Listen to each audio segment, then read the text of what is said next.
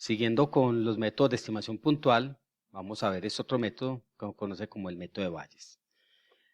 Básicamente, ¿cuál es la idea detrás de todo esto? Pues hasta el momento lo que hemos visto con las distribuciones de probabilidad es que estas distribuciones, la forma funcional de estas distribuciones está dependiendo de un parámetro desconocido que hemos llamado teta.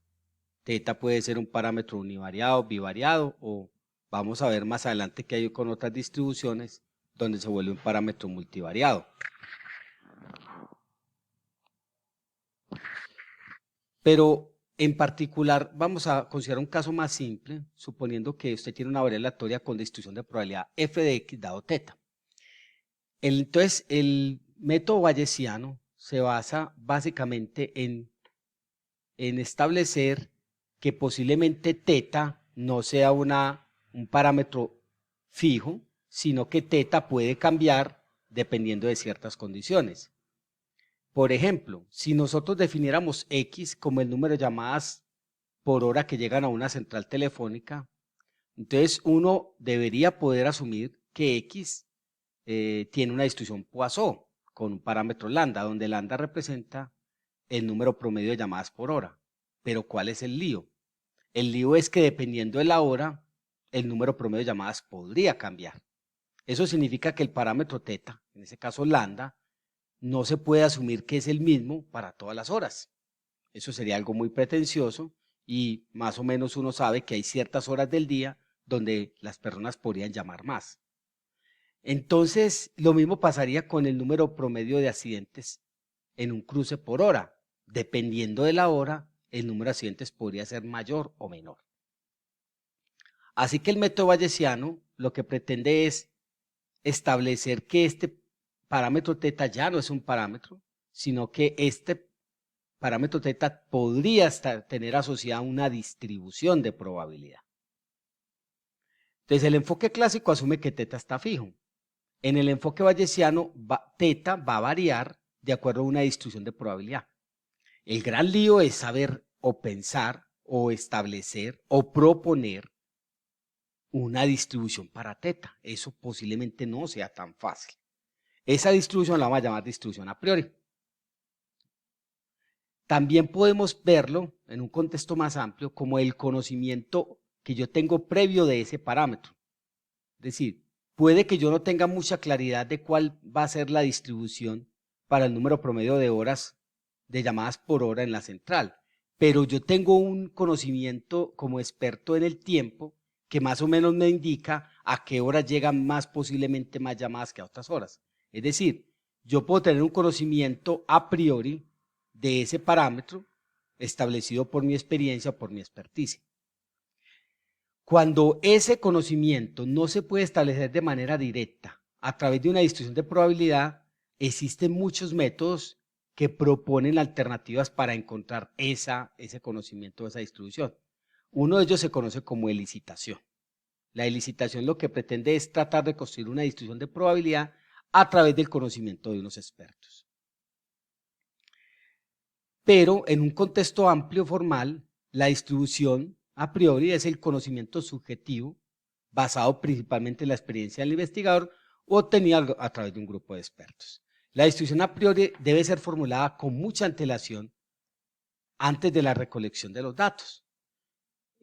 Pasa lo mismo sucede lo mismo que nos va a pasar o va a suceder lo mismo cuando veamos el tema de pruebas de hipótesis, donde realmente la selección de cierto tipo de parámetro o de condición va a ser clave para tomar una decisión.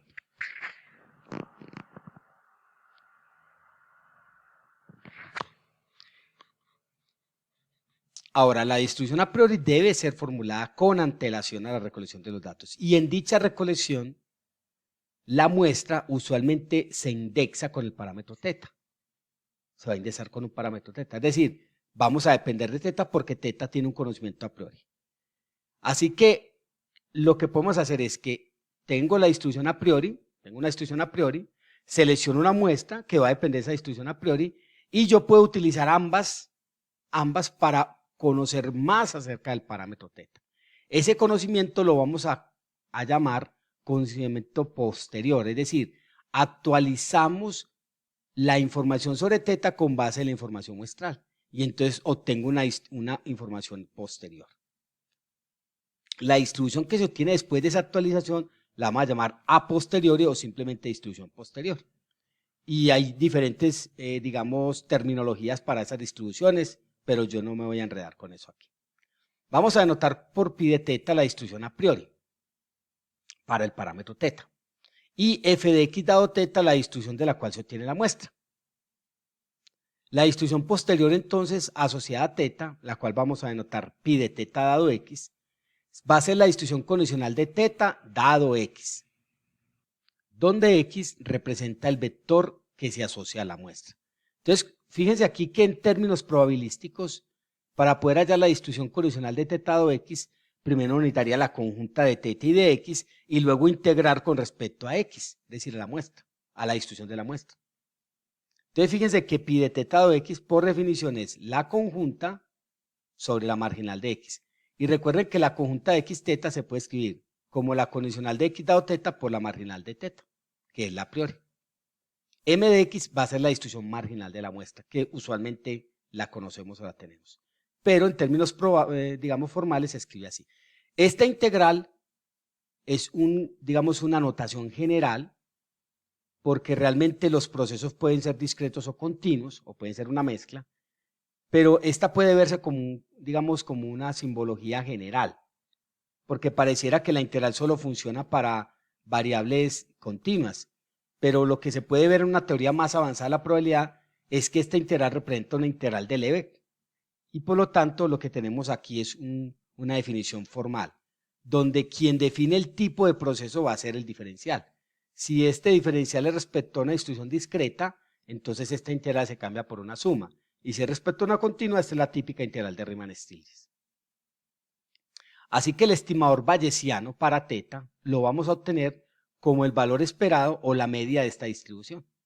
Lo vamos a anotar teta sub b y va a ser la esperanza condicional de teta dado x. Es decir, para hallar el estimador bayesiano, primero debo encontrar la distribución condicional de teta dado x y luego encontrar su valor esperado. Esa es más o menos la idea de todo. No significa que esto vaya a ser fácil de obtener.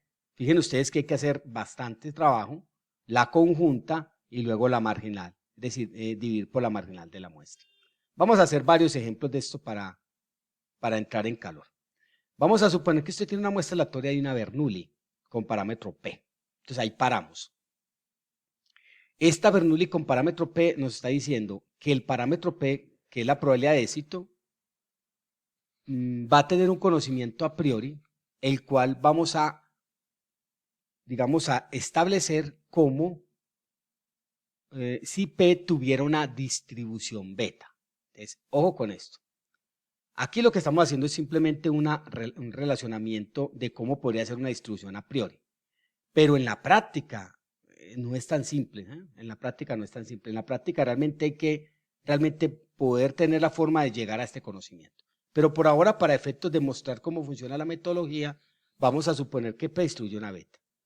¿Por qué esto tiene sentido? Porque recuerden que la beta es una distribución entre 0 y 1. Yo también podría haber dicho, no, la muestra proviene de una Bernoulli con parámetro P y P se distribuye uniforme 0, 1. También. Muy bien. Alfa y beta son parámetros conocidos. Entonces, lo que quiero es mostrar cómo se llegaría al estimador bayesiano. Entonces, ¿qué debo hacer? Esta es la distribución a priori de P. Esta Bernoulli, si fijo P, es decir, si P está fijo, no. Si P se representa con esta distribución, entonces la distribución de la cual se obtiene la muestra es una Bernoulli de P dado de la muestra de X dado P. ¿Cierto? Aquí estamos asumiendo que para poder obtener la muestra debo fijar un valor de P, el cual viene de esta beta, y luego tomo una muestra aleatoria de esa Bernoulli. Me piden que haya un estimador bayesiano. Entonces, ¿cuál es el proceso? Lo primero es hallar la distribución conjunta de la muestra. Y ese puede ser un lío. Ese puede ser un lío. Así que una manera de enfrentarlo rápido es, en vez de hallar la conjunta de esto que sería una productoria, recuerden, vamos a definir Y como la suma de las X y Y. Eso me genera a mí una distribución más simple, que es una binomial, ya la recuerdan. La sumatoria de los X y Y es una binomial. Así que yo puedo utilizar la distribución de Y voy a hallar la conjunta entre P y Y. Me quedaría más fácil que hallar la conjunta entre P y una productoria. Como Y se distribuye binomial NP, la distribución conjunta de Y y de P va a ser ¿cuál? Ojo con esto. Entonces, cuando yo digo que Y se distribuye binomial NP, estoy asumiendo que esta P está fija. Es decir, es como si hubiera fijado un valor de esta beta, lo pongo aquí y luego tomo la muestra de tomo un valor de esta binomial. Así que esta sería la distribución condicional de Y dado P y esta sería la prioridad de P. Por lo tanto, la conjunta va a ser la binomial, es decir, una binomial NP, aquí estoy fijando P, por la a priori. ¿Recuerdan? Vamos a volverme esta formulita. La condicional de la muestra dado teta, en este caso teta es P, por la a priori de teta, que es la a priori de P, una Bernoulli, una beta. Entonces, aquí está, mírenlo. La condicional de Y dado P por la a priori de P, que es esta beta. Miren que esta es la fórmula beta, pero en vez de tener aquí una X, tengo en la P porque es la variable. Luego yo puedo reorganizar esto, miren, fácil, saco estos términos para acá. Y esta P que está la Y la junto con esta alfa menos 1, y esta 1 menos P que está la N menos Y la junto con esta beta menos 1 y nos queda esto. Y fíjense que esto me da una forma parecida a la beta, pero no es una beta, ¿cierto? Parecida.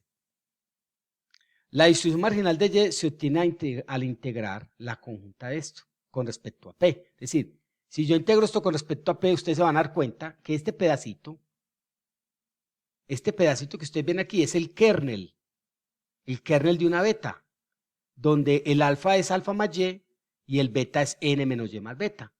O sea que si yo quiero integrar esto con respecto a P para obtener la marginal de X, entonces debería, P está entre 0 y 1, la integral está entre 0 y 1. Esto es casi una beta. ¿Qué tengo que hacer? Multiplicar por gamma de ese nuevo alfa más ese nuevo beta sobre el gamma de alfa por el gamma de beta. Y dividir por lo mismo y sacar todo eso a un lado. Así que la marginal de Y va a ser esta integral. Y miren el truco. El truco es multiplicar esto que está aquí. Voy a sacar esto constante. Voy a multiplicar por gamma de alfa, de este alfa estrella y este beta estrella. ¿Cierto? Alfa estrella es alfa más Y, beta estrella es esto. Entonces, gamma de alfa estrella más beta estrella por gamma de alfa estrella sobre gamma de beta estrella. ¿Pero qué es gamma de alfa? Entonces, fíjense que multiplico y divido. Tras multiplicar y dividir me va a quedar este gamma, que es alfa más Y, n menos beta más n menos y más beta, que es el beta estrella sobre esto. Y la integral que me va a quedar aquí, no voy a llenar todos los detalles, va a ser justamente la integral de una beta. Entre 0 y 1 queda 1. Por lo tanto, la marginal de Y es esta distribución. ¿Qué valores toma Y? Y igual a 0, 1, 2, 3, 4, 5, 6, hasta n. Esta se conoce como la distribución beta binomial, pero esto es solo la marginal de Y. Ahora necesito hallar ¿qué? Necesito hallar la posterior. Es decir, dividir esta conjunta por esta marginal. Entonces, al hacer el cociente, obtengo la condicional de P dado Y, que es la distribución a posteriori. Y al hacer ese cociente le va a dar a usted esto. Fíjense, verá que esta es la conjunta, y esta conjunta la divido por esto. Entonces, que se cancelan estas cosas y me va a quedar esto. Esto que está aquí. Es decir, la marginal de P dado Y me va a dar una beta.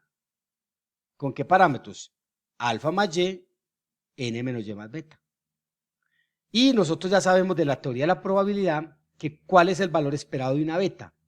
Es alfa sobre alfa más beta. Es decir, es esto sobre esto más esto. El estimador bayesiano entonces va a ser justamente eso, ¿cierto? Va a ser alfa, este es el nuevo alfa, sobre alfa más beta, que me da esto.